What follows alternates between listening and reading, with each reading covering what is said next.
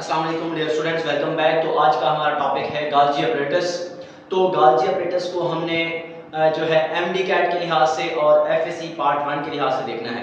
तो एक एक पॉइंट करके आप देखेंगे। फर्स्ट ईयर के बायोलॉजी का जो चौथा चैप्टर है उसमें सबसे इंपॉर्टेंट लॉन्ग क्वेश्चन यही है। अब आप देखें, सबसे पहले अगर बात की जाए गाल्जी अपरेटस की, तो गाल्जी अपरेटस जो है इसको सबसे पहले इटालियन मतलब इटली का रहने वाला जो एक बायोलॉजिस्ट था जिसका नाम था कैमिलो गाल्जी, उसने गाल्जी अपरेटस को जो है 1898 के अंदर डिस्कवर किया था। पहला पॉइंट, गाल्जी अपरेटस को 1898 में इटली के बायोलॉजिस्ट जिसका नाम है कैमिलो गाल्जी, उसने सबसे पहले डिस्कवर किया था। अब दूसरा पॉइंट देखें, they are found in eukaryotic cell. ये यूकैरियोटिक सेल के अंदर पाए जाते हैं, यूकैरियोटिक सेल में पाए जाते हैं, इसी वजह से इनको हम कहते हैं यूकैरियोटिक ऑर्गेनेली। यूकैरियोटिक ऑर्गेनेली क्यों कहते हैं? क्योंकि ये कहां पाए जाएंगे? यूकैरियोटिक सेल में। अब अगर मजीद देखा जाए, सिंगल सिस्टर्नी, ये जो आप देख रहे हैं चिप्टी मेम्ब्रेन ट्यूब देख रहे हैं, चिप्टी जिसके गिर्द मतलब मेम्ब्रेन है, एक ट्यूबुलर स्ट्रक्चर है, सैक है। तो फ्लैट एंड सैक नजर आ रहा है, इसके गिर्द ट्यूब मौजूद है, मेम्ब्रेन मौजूद है। इसको हम क्या नाम देते हैं? सिस्टर्नी। अगर सिंगल सिस्टर्नी होगी तो उसको हम क्या नाम देंगे? गाल्जी बॉडी का। Single cisternae, गाल्जी body. अब सिस्टर्नी का एक स्टॉक, सिस्टर्नी का जो एक स्टॉक होगा उसको हम क्या नाम देंगे? गाल्जी अपरेटस का नाम देंगे। इसी तरह अगर सिस्टर्नी का स्टॉक भी हो और उसके साथ एसोसिएटेड वेसिकल मतलब वेसिकल्स भी एसोसिएटेड हों, जुड़ी हुई हों, तो तब वो क्या कहलाता है? गाल्जी कॉम्प्लेक्स कहलाता है। फिर से रिवाइज करें, सिंगल होगा तो गाल्जी बॉडी, अगर स्टॉक होगा तो गाल्जी अपरेटस, स्टॉक होगा सिस्टर्नी का, उसके साथ एसोसिएटेड वेसिकल्स होंगी, तब वो क्या कहलाएगा? गाल्जी कॉम्प्लेक्स कहलाएगा। अब इसके बाद देखा जाए कि गाल्जी अपरेटस को जो है प्लांट्स के अंदर डिक्टिसोम का नाम देते हैं। प्लांट्स के अंदर इसको हम क्या नाम देते हैं? डिक्टिसोम्स का नाम देते हैं। अब अगर इसकी फॉर्मिंग की बात की जाए, इसकी कंपोजिशन की बात की जाए, तो दो फेज होते हैं। एक को हम कहते हैं फॉर्मिंग फेज, दूसरा होता है मैच्योरिंग फेज। अब आप सिंपल वन बाय वन करके देखते जाएं। At one end of stock, जो आपके पास स्टॉक है, जो आपके पास एक अंबार है जैसे कि आप देख सकते हैं, उसकी एक साइड पर नए सिस्टर्नी कंटीन्यूअसली अटैच हो जाते हैं। मुस्तकिल तौर पर जो है नए वेसिकल्स आते चले जाते हैं, जुड़ते चले जाते हैं, और वो कहां से आ रहे होते हैं? एंडोप्लाज्मिक रेटिकुलम से। एंडोप्लाज्मिक रेटिकुलम से आने वाले वेसिकल कंटीन्यूअसली जुड़ते चले जाते हैं, जिस फेज पर गाल्जी अपरेटस के उस फेज को हम क्या नाम देते हैं? फॉर्मिंग फेज का नाम देते हैं। अब इसी तरह इसको हम सिस फेज भी कहते हैं। ये जो है इसकी सरफेस जो है सरफेस कन्वेक्स होती है, ये आउटर एंड है।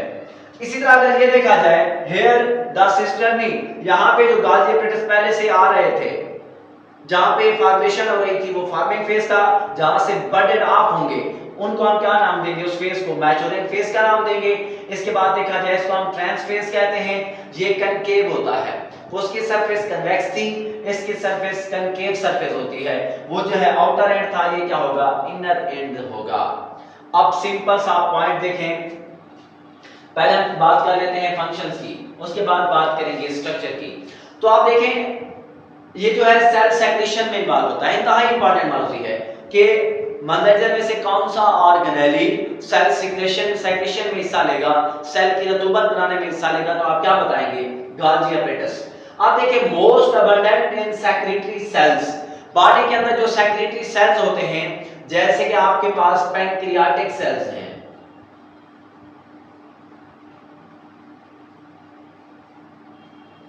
इनके अंदर भी मोस्ट अबंडेंट पाए जाते हैं कौन? गाल्जी अपरेटस। इसके साथ साथ बात की जाए, जो ज्यादातर सेक्रेशंस बनती हैं वो क्या होती हैं? प्रोटीन इन नेचर होती हैं, ये मालूम है। इसके अलावा देखा जाए, इट टेक्स प्रोटीन फ्रॉम मतलब कि ये रफ एंडोप्लाज्मिक रेटिकुलम से प्रोटीन को लेता है, उसके बाद involve in formation of organelle, ये ऑर्गेनेलीज को बनाता है जैसे कि लाइसोसोम्स, पेरोक्सिसोम्स, ग्लाइकोक्सिसोम्स। इसी तरह बात की जाए involve in the formation of conjugated molecules, ये कॉन्जुगेटेड मॉलिक्यूल्स को बनाने में हिस्सा लेता है। Involve in the cell division, plant cells के अंदर पौधे के जो पौधे का जो सेल होता है उसके सेंटर में गाल्जी एपरेटस से जो थैलियां आती हैं वो सेंटर में जम होकर एक प्लेट बना देती हैं, उस प्लेट को हम फ्रैगमोप्लास्ट कहते हैं। फ्रैगमोप्लास्ट मजीद गहरी होती चली जाएगी, सेल को दो हिस्सों में डिवाइड कर देगी। इस तरीके से जो है फ्रैगमोप्लास्ट की मदद से सेल डिवीजन में भी ये इन्वॉल्व होता है प्लांट सेल में। अब हम इस फंक्शन को इस डायग्राम की मदद से देखेंगे, एक एक पॉइंट आपने समझना है। सबसे पहला पॉइंट ये है, यहाँ पे आप देख सकते हैं रफ एंडोप्लाज्मिक रेटिकुलम था। रफ एंडोप्लाज्मिक रेटिकुलम क्यों था? क्योंकि ये जो आपके पास एंडोप्लाज्मिक रेटिकुलम है ये सारे के सारे सिस्टर नहीं हैं, इनके ऊपर राइबोसोम्स होते हैं। इन्हीं राइबोसोम्स की वजह से जो है हम इसको क्या नाम देते हैं? Rough endoplasmic reticulum. अब क्या होगा, ये जो राइबोसोम्स हैं सबसे पहले राइबोसोम क्या करेंगे? सेक्रेशन बनाएंगे प्रोटीन्स वाली। प्रोटीन कहां पे बनेंगे? रफ एंडोप्लाज्मिक रेटिकुलम के ऊपर राइबोसोम के पास। उसके बाद यही सेक्रेशन जाएंगी स्मूथ एंडोप्लाज्मिक रेटिकुलम के पास, जहां पर जब जाती हैं ये सेक्रेशंस, फॉर एग्जांपल ये सेक्रेशन जो है तो यहां पे भेजा गया है, तो ये सेक्रेशन जब यहां जाएंगी तो यहां से बडेड ऑफ हो जाएंगी। अब बडेड ऑफ हो जाएंगी तो आप देख सकते हैं फिर आगे चली गई। इन आप देख सकते हो स्मूथ एंडोप्लाज्मिक रेटिकुलम से बडेड ऑफ हुए क्या चीजें? वेसिकल्स। उनको हम क्या नाम देते हैं? सिस्टर्नल वेसिकल या ट्रांसपोर्ट वेसिकल्स जो है वो बडेड ऑफ हो जाती हैं। अब जब यहां से बडेड ऑफ होंगी तब जो है ये वेसिकल्स क्या कहलाएंगी? Transport vesicles. अब इस पॉइंट को समझेंगे, यहां से कुछ ना कुछ ऑर्गेनेलीज, कुछ जो वेसिकल्स हैं वो मॉडिफाइड फॉर्म में ही निकलते हैं, जैसे कि पेरोक्सिसोम्स, ग्लाइकोक्सिसोम, इनके अंदर मजीद चेंजेस लाने की जरूरत नहीं है, तो ये डायरेक्ट बन जाते हैं यहां से। लेकिन कुछ वेसिकल्स आप देख सकते हैं यहां से बाहर निकलती हैं, आप देख सकते हो ये आएंगी मूव करते हुए, ये वेसिकल्स ट्रांसपोर्ट वेसिकल्स हैं, ये यहां पे आ जाती हैं। आप देखेंगे यहां से वेसिकल यहां पे आई, वो इस तरह के स्ट्रक्चर में कन्वर्ट हो गई, इसको हम क्या नाम देंगे? सिस्टर्नी का नाम देंगे। अब वेसिकल्स यहां पे आ गई, वेसिकल्स के अंदर यहां से जो केमिकल आया हुआ था उसमें प्रोटीन पार्ट था, वही केमिकल यहां पे आ जाएगा, मतलब कि सिस्टर्नी जो है वो केमिकल्स रिसीव करती है। अब क्या होगा, यहां पे ये जो गाल्जी एपरेटस है ये क्या करेगा? उसके अंदर चेंजेस लाएगा। अब चेंजेस कैसे लाएगा? फॉर एग्जांपल आपके पास इसके पास प्रोटीन थे, सेक्रेशन के पास प्रोटीन के साथ ये किसी को मिलाएगा? लिपिड्स को। अब प्रोटीन्स और लिपिड मिलेंगे तब क्या बनेगा? लिपोप्रोटीन। इसी तरह अगर यहां पे जो वेसिकल्स थी उसके अंदर प्रोटीन्स था, प्रोटीन के अंदर अगर ये कार्बोहाइड्रेट्स को या ग्लूकोज को मिलाता है तब क्या बनेगा? ग्लाइकोप्रोटीन।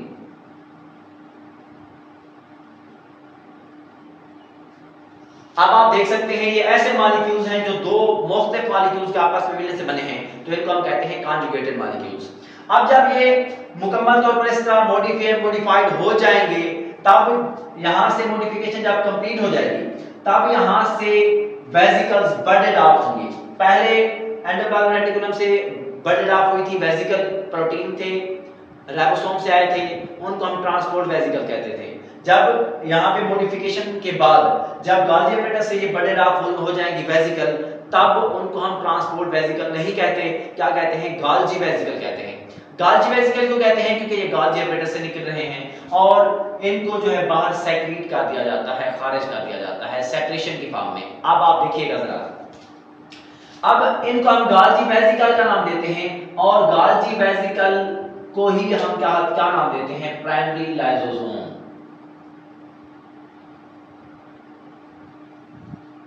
इसका मतलब क्या है कि प्राइमरी लाइसोसोम भी यहीं से बनते हैं। ये आपके पास आसान और सिंपल सा टॉपिक है जिसको हमने क्या नाम दिया हुआ है? गाल्जी एपरेटस का। तो आई होप आपको समझ आ गया होगा। तो कोई भी इशू हो तो आप कमेंट में जो है कमेंट पार्ट में वहाँ पे आप कमेंट कर सकते हैं। तो नेक्स्ट वीडियो तक दुआ में याद रखिएगा। अल्लाह हाफिज़।